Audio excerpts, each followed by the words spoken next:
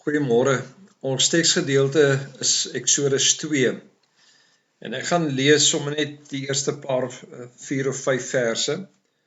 Daar staan 'n man uit die stam Levi was met 'n Levitiese meisie getroud. Ons praat hier van Amram en Jochebed.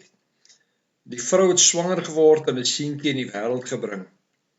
En toe sy sien hoe mooi hy is, het sy hom 3 maande lank weggesteek.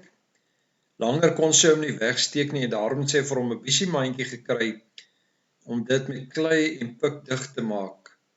Sy het die seentjie daarin neergelê en dit is in die riete aan die kant van die Nyl gesit. En dan lees ons natuurlik hoe dat Farao se dogter gaan swem het, hoe hulle vir Moses hier in die mandjie vind, hoe sy hom jammer gekry het, opdrag gegee dat sy ma vir hom weer moet borsvoed en grootmaak, en hoe hy later dan ook toegang gekry het tot die paleis en die pad wat die Here met Moses gestap het, tot en met die opdrag dat hy vir Israel moet sê dat God hulle uit Egipte wil bevry.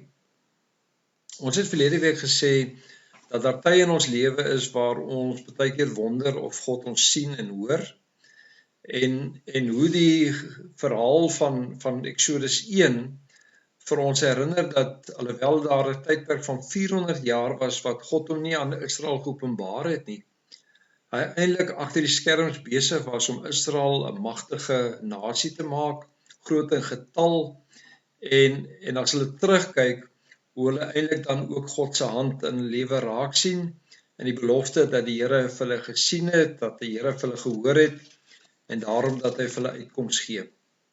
As ons terugkyk op ons lewenspad, is dit dat 'n mens baie bewus word van hoe die Here ons gelei het op ons lewenspad, hoe hy vir ons op sekere plekke gebring het, hoe hy deur sekere gebeure in ons lewens ons toegerus het, sodat wanneer ons op 'n punt kom waar ons terugkyk, ons dikwels erken dat die Here betrokke was, en dat die Here met ons lewens 'n doel en 'n plan gehad het, en hoe hy dit laat uitspeel het.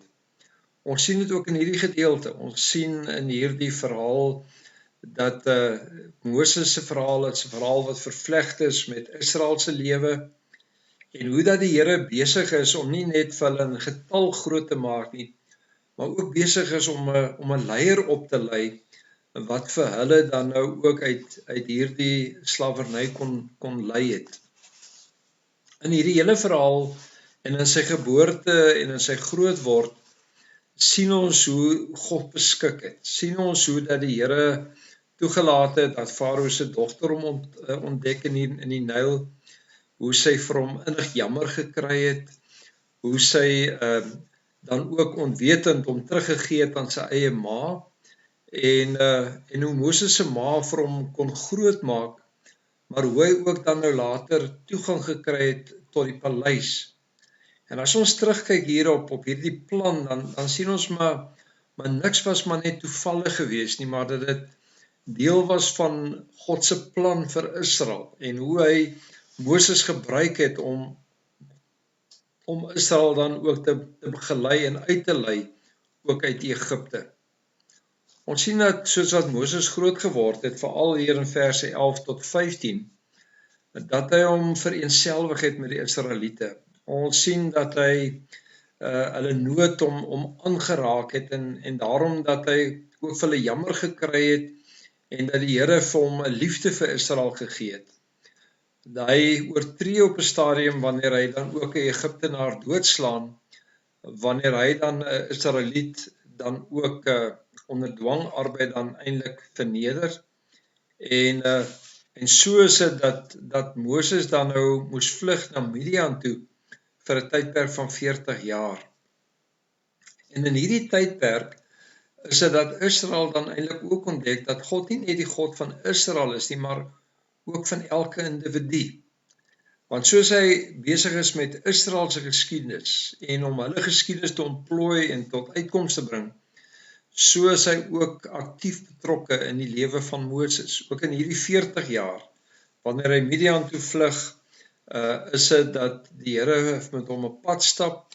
Ons sien dat hierdie tydperk in Midian ook vir hom 'n goeie tydperk was, waar hy gewoond geraak het aan woestyntoestande, hoe hy geleer het om uit te kyk na oasisse en om daarvolgens te lewe, en hoe die Here dan vir hom eintlik hierin bemagtig het. So lees ons ook met sy eerste seun Gerson se naam, wat hy sê dat hy 'n vreemdeling is, hy het 'n vreemdeling geword in 'n vreemde land, dat hy dan ook daardeur empatie kon ontwikkel, ook vir sy volk. En daarom dat die Here dan ook vir hom terugbring, maar ten spyte van sy optrede wat die raadsplan van God met 40 jaar uitstel, is dit dat die Here in hierdie tyd vir hom bemagtig het en toegerus het ook vir sy lewe.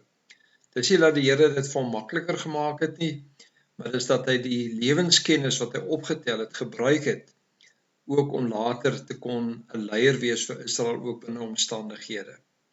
En daarom lees ons hier van vers 23 tot 25 die rede vir die bevryding van Israel, dat die Here dan opnuut vir hulle kom sê dat hy hulle gekreun gehoor het, dat hy gedink het aan sy verbond met Abraham, Isak en Jakob, dat hy die Israeliete raak gesien het, van hulle kennis geneem het, en daarom dat hy vir hulle kom bevry.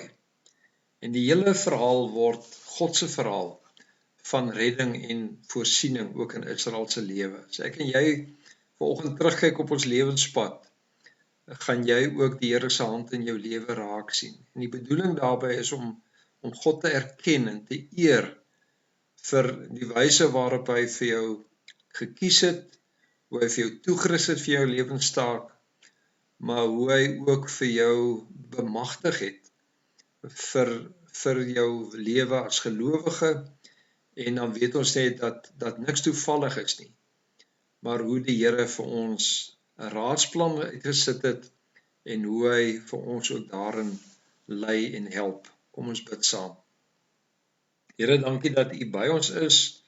Dankie dat U in beplanning is van ons lewe en dat ons kan terugkyk en regtig U hand oor ons lewe kan raak sien. Amen.